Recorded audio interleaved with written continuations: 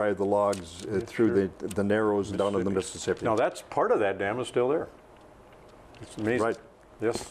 Yeah. And so basically a lot of Bass Lake is a part of the perimeter of Bass Lake is a reservoir, really, because it's being held back by a dam. Right.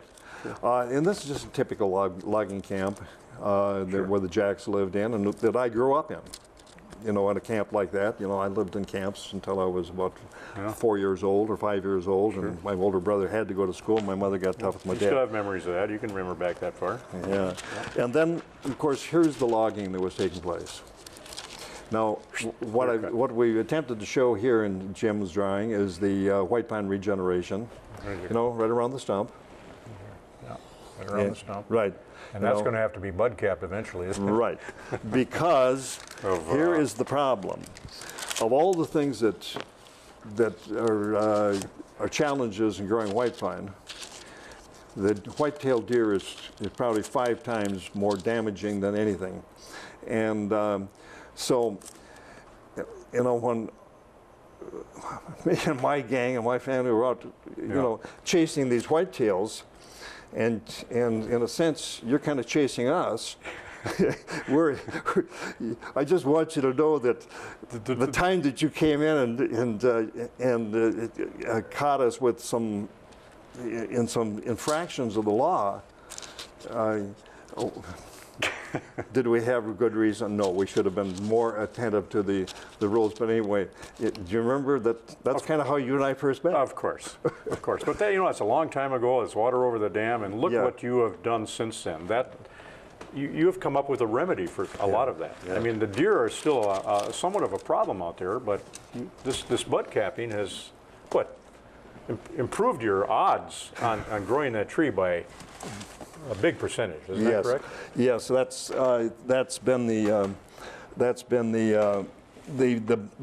best thing that we've done. Although we now have you just are better at doing site prep for it, and you know, we've planted all these trees, and in the process we developed our own tree nursery and our own seed orchard and things like that. We've made milestones in terms of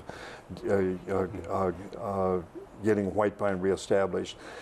We can truly say now that with our additional 4,000 acres of white pine regeneration out there, that we probably have something like 100 and 120,000, maybe beyond that. John Almendinger with the DNR has cited some numbers here recently that we really have grown quite a bit of white pine back in the last 10 years. And so we're on our way, but we've made the transition now from planting seedlings almost entirely going to natural regeneration. And the reason we can do that, Tom, is because these wonderful pines last for a long time. Sure, and they're regenerating now. And so we set up the site for natural regeneration, and we get natural trees coming in, but of course we still have to take care of them. So you still do the site prep through some harvesting, and you bud cap to keep the deer off, and you release them from the brush and the competitive vegetation. How many acres are we talking about as far as your land ownership in Itasca County? Roughly 30,000 acres. About 30,000 Not all in Itasca, in St. Louis, Itasca, Cooch, and Aiken. But you're doing, and that's where you do most of your work? Oh, yes. On your own land then. Right, and most of the timber for our mills, and we no longer run the Grand Rapids mill. We shut that mill down, but we still have mills in Deer River and Big Fork, and our veneer mill is in Deer River too. And most of it's supplied from our own timberland. Well, I have a wonderful job, as you can tell. Oh, you can tell, you just love it. I mean, I do. You get up in the morning and you want to go to work. I can see that. White pine has been so good to us, and I'm really enjoying doing what I think is my share and my responsibility, our share, and our family is committed to this, the business is committed to it, and have spent probably way too much money in doing it. But we're leaving a legacy, I believe, and we're putting back something that we took. But in the meantime, just think of the wonders that you and I enjoy as we spend in the woods, such as the day I was. Yes, this is. Such as the day I was. What? I think it's we all know where this came from. 3 years ago, I believe it was. I was just coming out of having marked some timber up on in the Highway 38 corridor, And I walked into. Right there. Just hold that for a while. There. Let our customers here take. I walked out into this meadow, out of this Yes. Asheville, and out into this meadow. The snow was fairly deep. I was on snowshoes.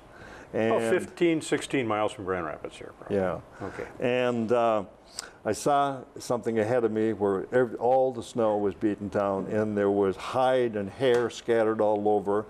And this is what I found.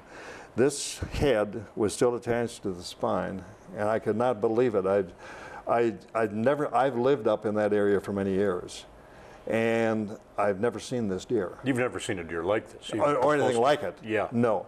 Now And this deer was probably living up right around where you live all its life.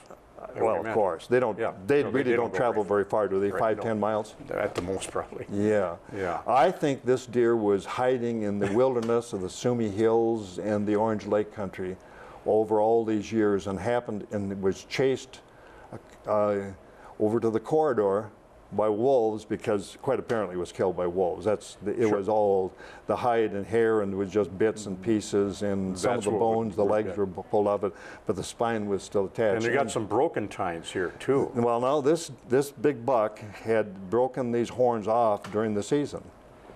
They're not chewed. I don't think that. No, they're not wolf chewed. The wolves don't chew horns. You're probably looking at almost 30 points here if everything was on here. Yeah. This Just a huge base here. yeah. This is a Boone and Crockett record head rack. That you would not have found unless you were out there wandering around. So those are the things that That's right. I found some amazing things. You know, Yeah. walking along the shoreline, sometimes I find the heads of huge fish. I never catch any of those big fish, but you know. But this is one of my. That's absolutely amazing. One of Just my amazing, most. yeah. So You got a couple other things behind you too. not just the timber. Here, Well, we'll put this right down here. How's that? okay. Just You let know, people kind of Tom, drool over that, huh?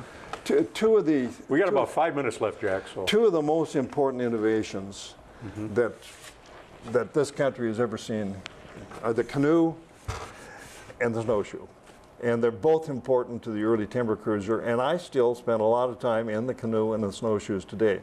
Now, I spent a lot of time with Bill Hafeman, the famous birch bark canoe builder years ago. right along the Big Fork River up on Right. Highway 6. Yep. And I didn't learn how to build a canoe from him. I have a couple of his canoes, but I did learn how to make a good paddle. And Bill taught me how to use a draw knife to take straight grain cedar and to build a canoe. So that is a Jack Rajala original. Oh, I have a lot of fun with this, and I've used it a lot. You know, It's something you use, yeah. Oh yeah, I use a lot. Absolutely. I'm pretty careful. I don't let the grandkids bang around with it too much. I don't want to break it. Although I've made a lot of them, and so It's beautiful. And boy, you wouldn't believe how light this is. Yeah, isn't that Nothing nice? to it. No, you can paddle all day long and never. Yeah, it must weigh a pound and a half. So that's one of the great innovations, you know, and we got it from the Native Americans. Sure, absolutely. They taught us about boats, and we haven't improved on that really at all. We just big motors today. The canoe is the ultimate watercraft. No doubt. These are a pair of Russ Merritt snowshoes, and nobody could build a snowshoe like Russ. Just amazing. I wonder how many miles I put on that. Look at the wear and tear. You know, I've broken them, I've lashed them, I get paint all over them, and His name stamped right on there. yeah. And so that's the other great innovation that we got from the Native Americans is the snowshoe. You know, there's snowmobiles today and four-wheelers, but those weren't available. And just think that these people had to live here on what they could fetch from the forest. You don't catch. find things like this on a snowmobile. No. So anyway, the timber cruiser gets to use these wonderful tools, these implements, these great innovations, and I'll be forever thankful for these, and for the craftsmen that have made them available to us now. Russ Merritt with the snowshoe, Bill Hafeman with the canoe and the paddle. So, although my life really is timber. Timber is the woods, and the wonders of the woods are just they never stop. Unbelievable. Yeah, you have to witness it like you have. Some of it like I have. You've got a lot more history in that, but it's just it never ends. What you're learning, it's just continual. Yeah. It's like a book that never ends. You just keep reading it. And it's like a white pine tree that continues to grow. Where's your book again down there, Jack? This whole there. This is we're gonna have to come to an end here. This is a book that Jack wrote here. How many years have you wrote that now? It's been almost 15. I think I wrote it in 97, 98. Yeah. And this is available at the local bookstore. Right. And I have a lot of them at home, too. You got a lot of them at home. And I'll tell you, folks, if you want to learn about what Jack has been talking about here for the last 45 minutes and get into his background and also the potential that is there to grow this white pine and sustain it in Minnesota, that's the book. It's a full silvicultural guide. It tells you how. It tells you what our experiences, our history, our experiences, and how to. It's. I think it's very relevant, and our success has I think is evidence that it's a good piece. Now, my passion now is to just stay with the white pine, and now I have a new saying: the 12 120s. That's the last thing we're going to cover. What's 12 120? White pine will grow to be old and big, and now I want to see a lot of 12-foot circumference trees. Around 12 feet around. 12 feet around. You're looking at 3 feet across, 4 feet across. Almost 4, and 120 feet tall. And we already have quite a few of them. Can you do that in 200 years? Yeah, well, sure. It'll grow in 150. White pine just keeps on growing. Yeah, wow. Just amazing. You know what's neat about this whole thing is those that aren't even interested in logging or anything like that, it's still such a beautiful visual when you're traveling. It's just a remembrance of the woods when you leave this area and you go back to the other states that don't have things like this. It's just a wonderful image to put in your mind when you see these. You got to have these white pines around. Otherwise, it's not the same, is it?